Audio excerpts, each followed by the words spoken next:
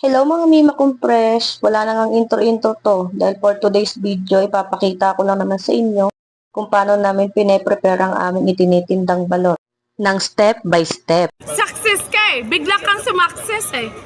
Pero step by the step pala. Bago ka sumakses. Kaya tara, samahan nyo ako hanggang dulo!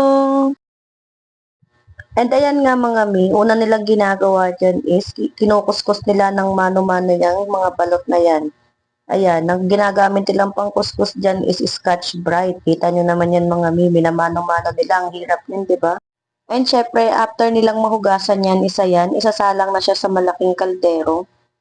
And kung mapapansin nyo mga mi, nakalagay nga pala siya dyan sa net kasi hindi pwedeng hindi siya nakanet dahil kapag kumulo siya, magbabasag-basag yan lahat. So, ayan, inaayos nga lang ang pagkakasalang para hindi magkaroon ng mga basag-basag kapag naluto na. And nilagyan ng tubig. And syempre mga mi, nilalagyan din po yan ng asin para may lasa po yung balot kapag ka naluto na. At ayan nga mga mi, kung makikita nyo dyan, may bula-bula na siya. That means malapit na po yan siyang kumulo. And nung kumulo na nga siya, syempre tinanggal na din sa kaldero.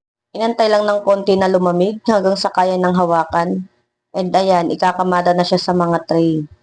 Yan, makikita nyo naman dyan. Medyo mainit pa yan mga mi, pero syempre kaya na nilang hawakan yan para nga mabilis na matapos yung trabaho. And syempre after ngang makamada ng mga balot na yan sa tray is, next naman nilang gagawin is ikakamada na nila yan sa mga cart nila.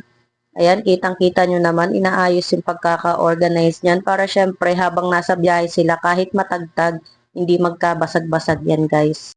At after ngang makamada sa cart, ayan, tatakpan nila ng tuwalya. And take note guys ha, basang tuwalya po yung kailangan dyan kasi meron pong kusunilya yan sa ilalim para mapanatili pong mainit yung balot. Dahil masarap nga namang kainin ng balot kapag mainit pa, di ba? And ayan, ready na nga ang paninda ng aking Diyosawa. Ayan, mani at balot.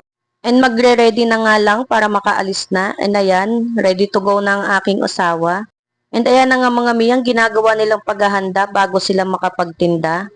And syempre guys, sana nag-enjoy kayo sa pagtatatala ko dito at sa pinakita ko sa inyo.